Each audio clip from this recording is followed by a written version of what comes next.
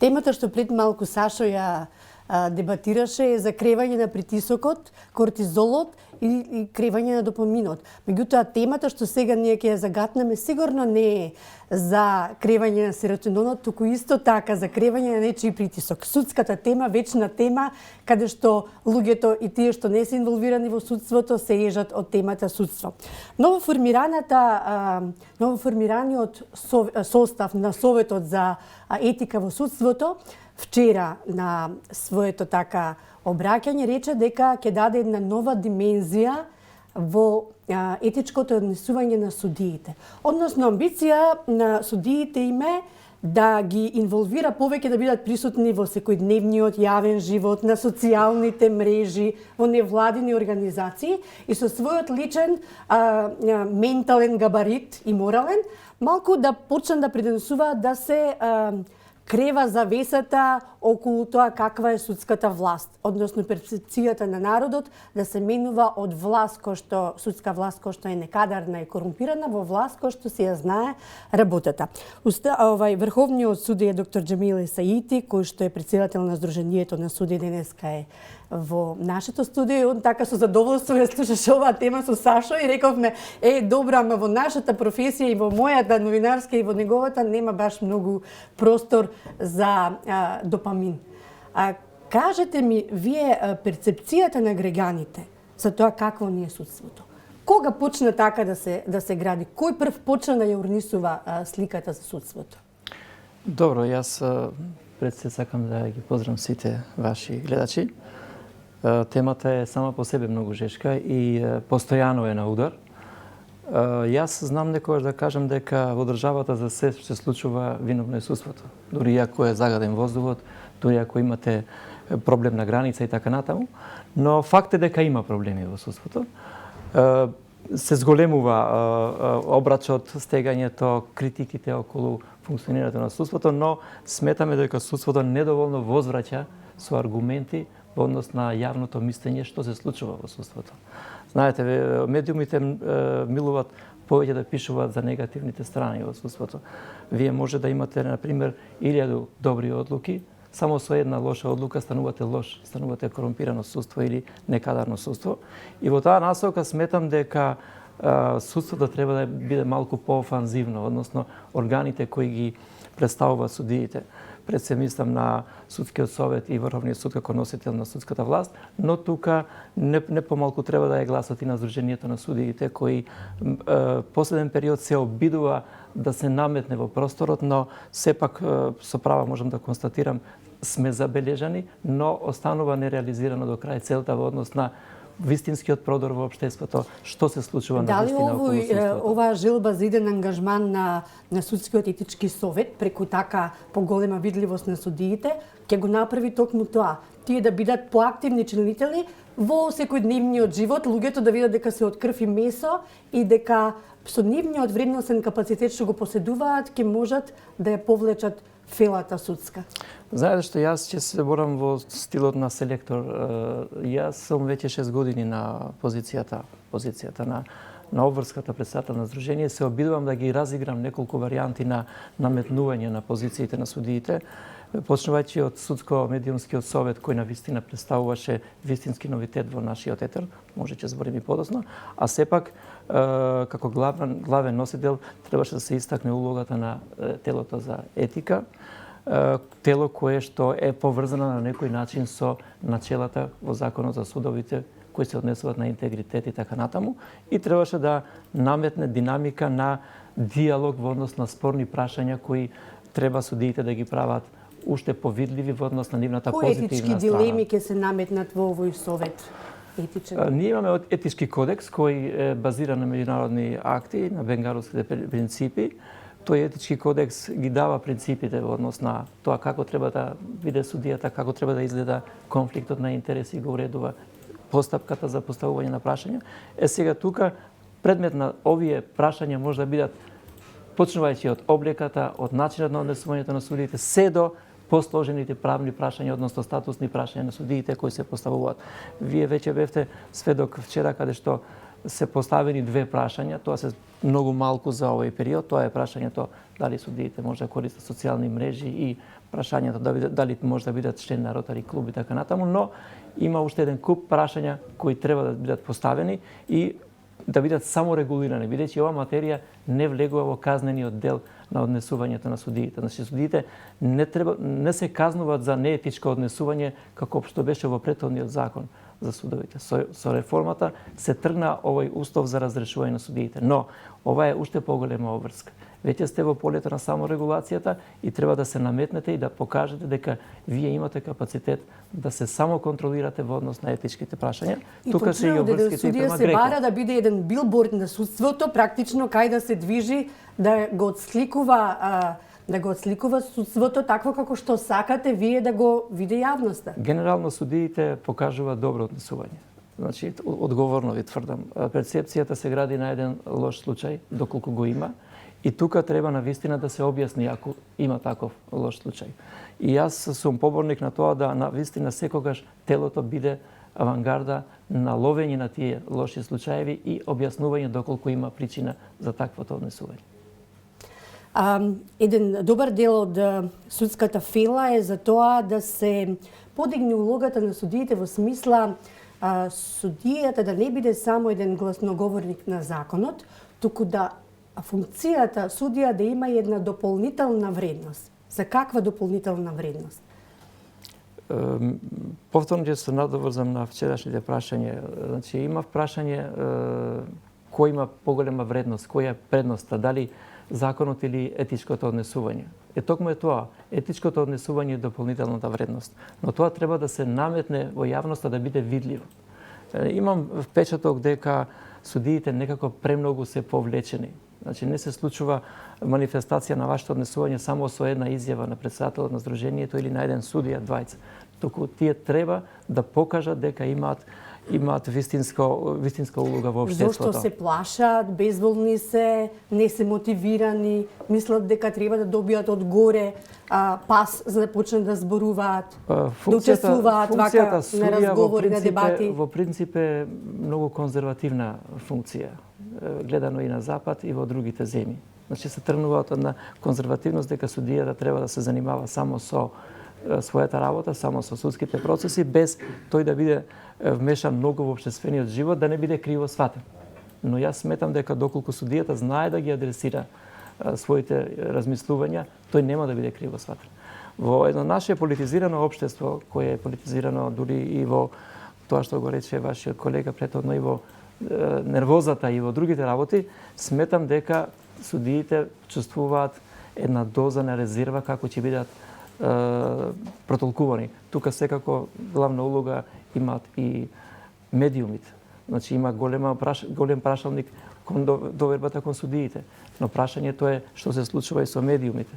Дали судиите... Вие сте прв човек на Сдружение на судии, внатре имате и судско-медиумски совет. Так. Како функционира тој па?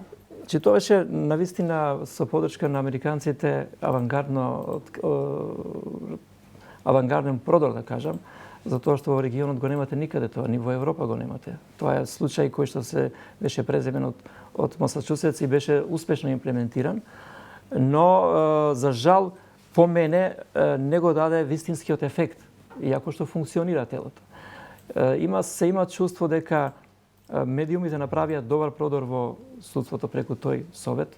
Тие предлагаат мерки, предлагаат законски решенија, има неколку мислења креирани од тој судско-медиумски совет кој патем е составен од 8 новинари и 7 судии, значи мнозинството се новинари, но се стегнува впечаток дека не го добиваме возвратно тоа што беше очекувано. Мала промоција. А што очекувавте ви од медиумите, да ви го обелат образот на нешто што не е за обелување? Напротив.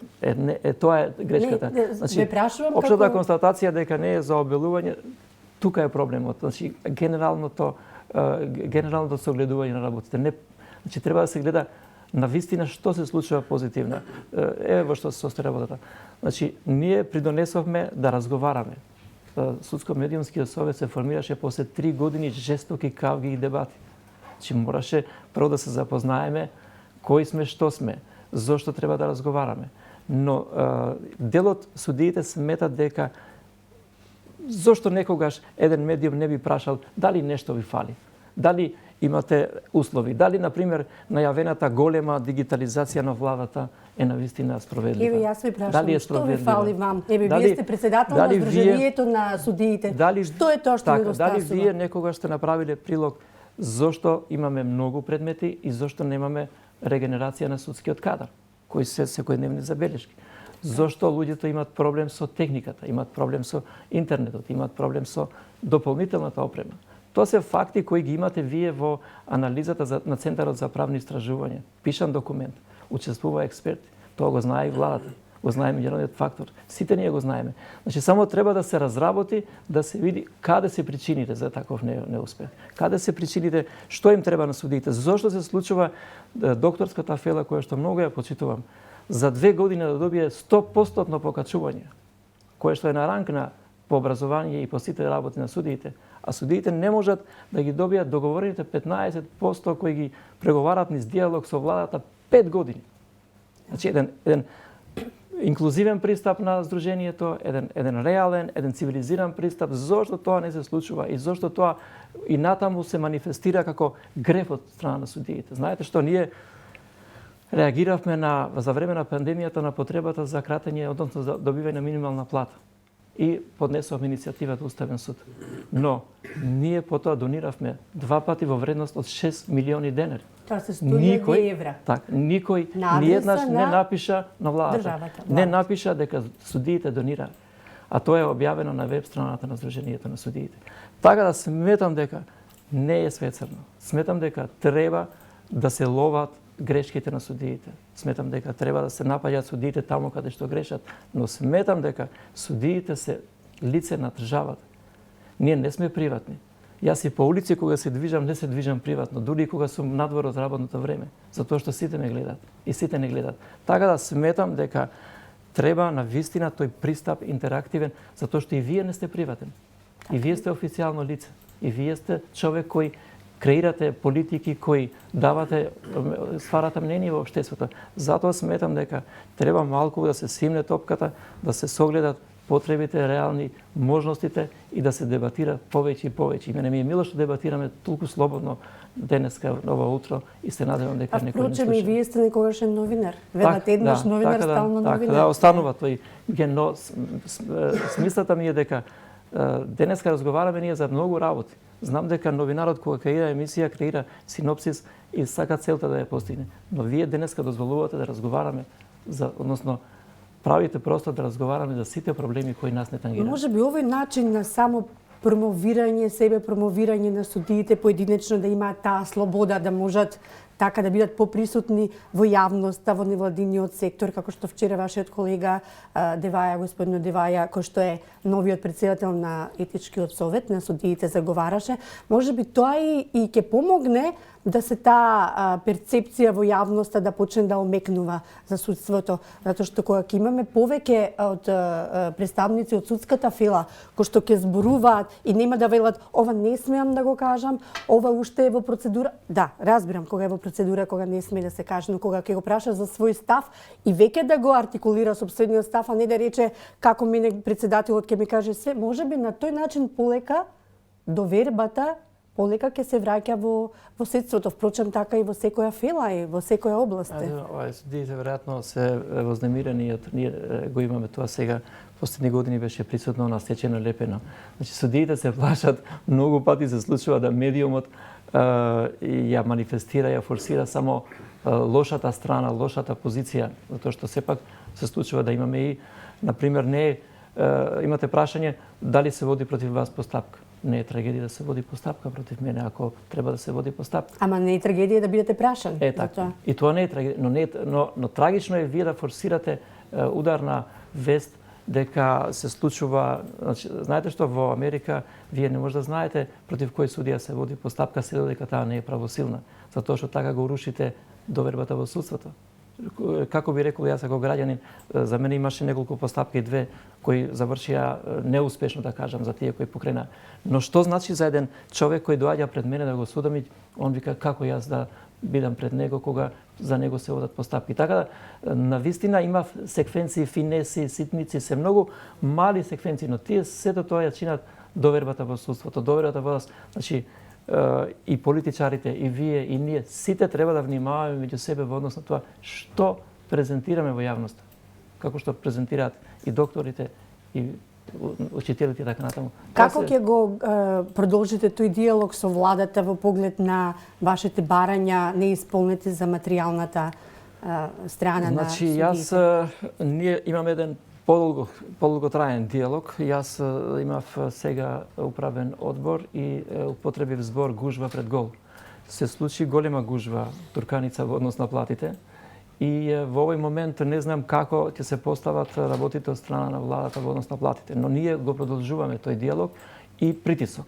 Тој диалог веќе ќе биде поддржан со притисок. И сега ќе ве прашам како тоа ќе го радикализирате, ќе излезете на улица како што е модерно овие денови, сите што се незадоволни од тоа колку ќе биде платата, тоа да го артикулираат. Знаете што, ние сега усвоивме најнова стратегија која е објавена на веб страната на настапување.